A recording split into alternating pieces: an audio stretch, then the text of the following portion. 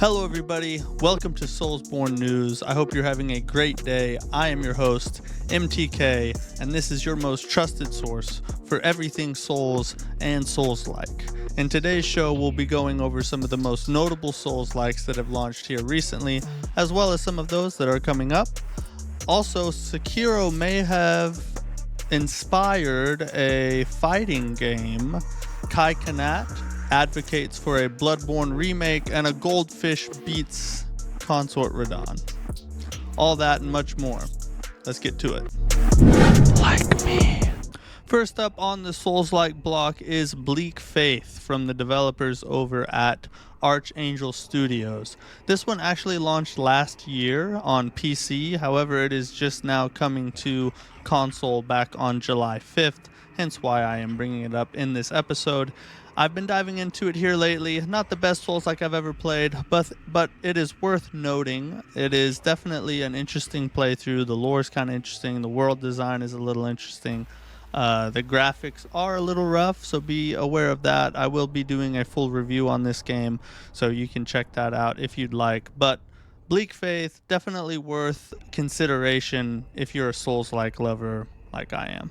Next up is Deathbound. This one is from Trial Forge Studios, and it is just recently launched on August 8th. And it is a really unique Souls-like. I definitely recommend trying this one out. At least play the demo. Do yourself a favor. It is the first ever, to my knowledge anyway, party-based Souls-like. So you have 4 members of your party that you can morph in between, and you can combo different strikes with those morphs. You can dodge and morph at the same time. The way they work the stamina and health is super interesting. It's a very, very intriguing Souls-like that I'm really falling in love with so far. I would definitely check this one out. Deathbound is worth a play, if for no other reason, it pioneering what could possibly be a new subgenre of Souls-likes. And last but not least, of course, we have to mention Black Myth Wukong. This one has not launched yet. It's slated to launch on August 20th. The final trailer just dropped back on August 7th over on YouTube. Definitely go check that out. It is amazing looking. There's already talks of Game of the Year, and we're still 9-10 days away from release. This game has me extra hyped.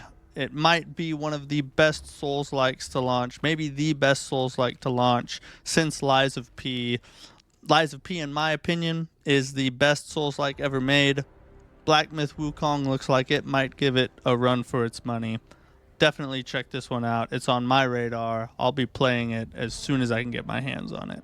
And for our first news story, the producers of a game called Bleach Rebirth of Souls, an anime fighter that currently does not have a release date yet, they just released an interview stating that at least some of the fighting mechanics were inspired in part by Sekiro, which I thought was a really interesting topic, because to see the gaming genres outside of the Souls genre begin to be affected by some of the things that the Souls genre has introduced into the industry is super exciting to see. I think it's been great for all of gaming, and it's just a neat story. And I love Sekiro, so anything that comes from Sekiro and is introduced into another game, hey, I'm on board with it. Maybe I'll even try this one out. In our next story, one of the most famous Souls icons has recently got a taste of fame. The content creator Let Me Solo Her, which if you've never checked out his channel, definitely go do that. He's basically gotten famous by defeating bosses, Souls bosses, Elden Ring bosses for other players. It's a really neat concept. But he posted a picture back in June of 2022 of a t-shirt with the character that he plays with in the games right there on the front. And he recently reposted that with a statement saying, "I wore this in public and someone recognized the character and asked me if I also played Elden Ring." I took everything I had not to tell him. So this I thought was a really neat story, really funny for two reasons really. Number one is, can you imagine being that person who finds out later on the internet that you were talking to the actual person that was being referenced in the conversation? Little bit embarrassing maybe. But the second thing is it just seems like this dude's kind of a solid stand-up dude. I mean, he didn't like, blow up or get mad or something, like have a big ego like you might see a lot of other people who get a taste of fame. He was just kind of level-headed, didn't even mention it to the person, and kept moving on, and clearly he thinks it's funny. I thought it was funny, that's why I wanted to bring it up, and I hope it never happens to me. And next, one of the most popular streamers in the world has recently advocated for a Bloodborne remake. On a article posted over on PC Gamer, it says mega streamer Cenat is streaming Bloodborne to call attention to fan demand for a PC port.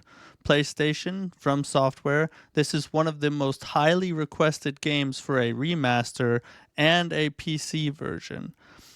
Now, there is a little bit of controversy surrounding Cenat's streams within the Souls community anyway, because apparently there was some of the viewers who tipped him off in the chat to a echo farm that he was able to use to essentially have unlimited echoes, which allowed him to kind of cheese the game from what I understand.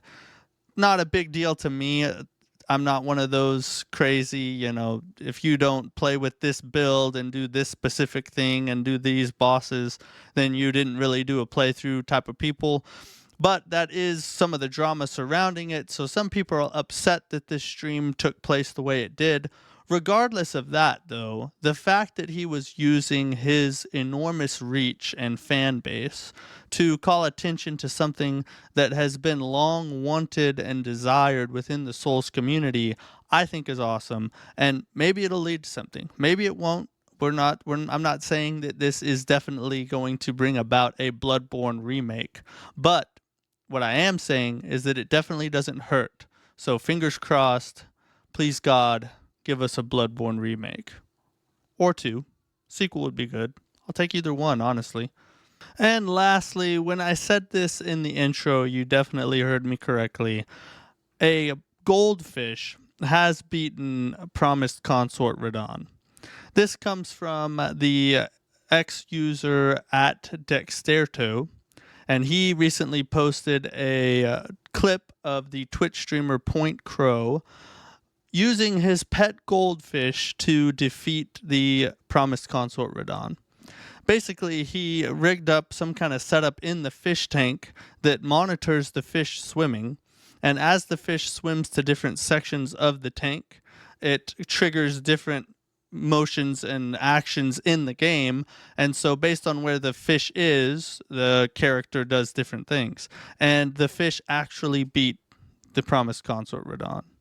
So for all of you who are still stuck on the DLC, even a goldfish can do it. I'm just kidding. I feel just as bad as you did. That boss kicked my butt for like 6-7 hours straight. Very tough boss. That's part of what makes this so amazing, is the fact that a pet goldfish has done it. I don't know how many attempts the goldfish took, but hopefully it wasn't less than me. So those are all the stories that I wanted to cover with you guys today. Thank you for watching. Please leave a like and make sure to subscribe so you do not miss any of the news, live streams, and reviews. I'm MTK, and I'll catch you on the next one. Peace. Do it now. Smash.